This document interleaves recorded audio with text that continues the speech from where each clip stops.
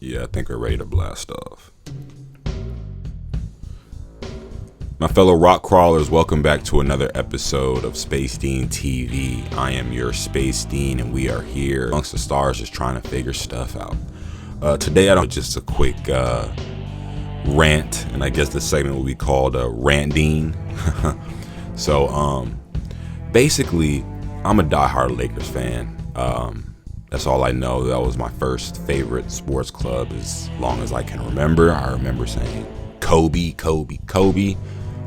debuted on my third birthday, November 3rd, 1996. So that always means something to me. I will always hold that one gem near and dear to my heart. And yeah, so big Lakers fan, and growing up a Kobe fan, I know y'all can understand that for a lot of my sports career, especially my NBA fandom, I hated LeBron James, and we all know the story. He found his way to Los Angeles, yada, yada, yada. So I've had to deal with that. But fortunately this year in February, Nico Harrison gave me a lifeline back to true Laker fandom, and being that he traded us one Luka Doncic. So that just brought me back in full force, because it's like you hate LeBron the basketball player. I got nothing but respect for LeBron the man. But as far as the basketball player, man, he's been my villain, since 2003. So 2003, 2004, really. He's just been my arch nemesis. Really, I can't even say 03, 04 because it was Shaq for a little while, but then because I chose Kobe in that beef. I remember, for instance, when I was younger, me and my older cousin, we'd be on Kobe's side, and my uncle would be on Shaq's side, just that dynamic. So, just memories like that, man. So I definitely didn't like Shaq for a couple of years, especially after he won that fourth ring. But then naturally it went into just all LeBron. So as a LeBron hater, literally, the day before RIP Kobe died, I was arguing with my good friend who's a LeBron fan, and I was like, man, fuck LeBron. Because he had just passed Kobe in the scoring, and it was in Philly and all that. So, it was a lot of shit talking, and it was cool, but I didn't want to do it, but I had to drop the F-bomb to LeBron, you know what I'm saying? Whatever. I still stand on it. LeBron, the basketball player, I hate you. And that's cool, because you ain't worried about me, and that's cool. So, but anyways. So, with what I'm looking at, with our current roster, we're in the middle of the playoffs right now. We're down 3-1 to the Timberwolves. We could end up storming back and doing something crazy, but I think we're probably going to lose in 5.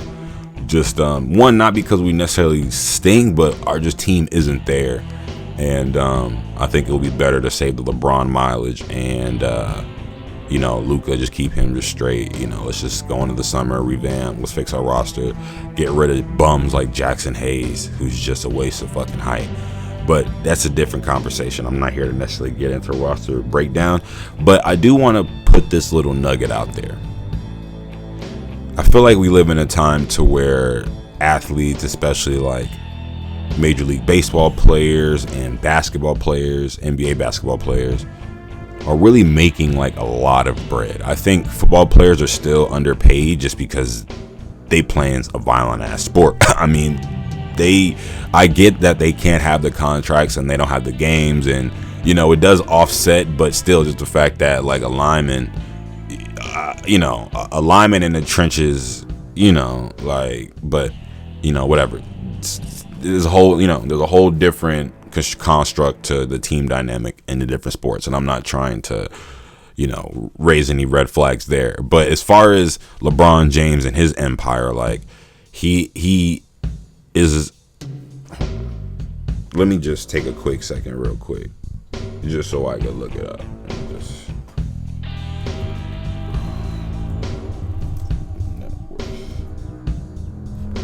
So as of April 28th, 2025, literally 2 days ago, LeBron is valued at $1.18 billion US, right? So it's nice, it's good, it's easy to say that he's well off, right, as a person. Pay me my money. Well, I'm sure my people will be in cash. Look, bro, LeBron, I really feel like you're at a point in life to where you good, bro.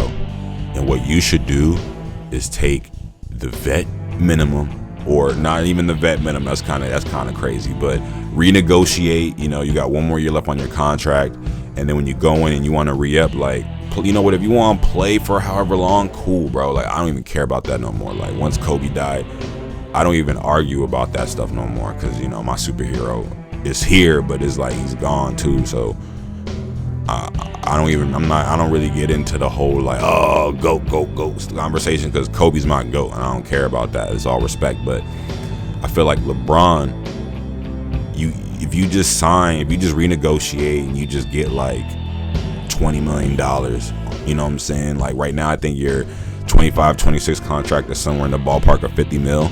So I'm like, if you renegotiated that down to 20-25, we're able to get in a solid big man. Like, we really see how that Mark Williams trade really like hurt us, and we really needed that solid stout big man. If we had Mark Williams right now, we would be on our way. Like, I got the text to prove it. I was texting, I said, I think the Lakers could win the chip. Like, but the seeding, like, the one thing this Timberwolves seeding showed me is like, yeah, these larger teams, like, I think we could have beat the Warriors and the Thunder, because we size wise we match up well with them. But something about this Minnesota squad, man, and the engine that they have, and Ant Edwards, he's a different breed. Like, I saw his draft day photo again today, actually, when he just had the pictures of his mom and his grandma.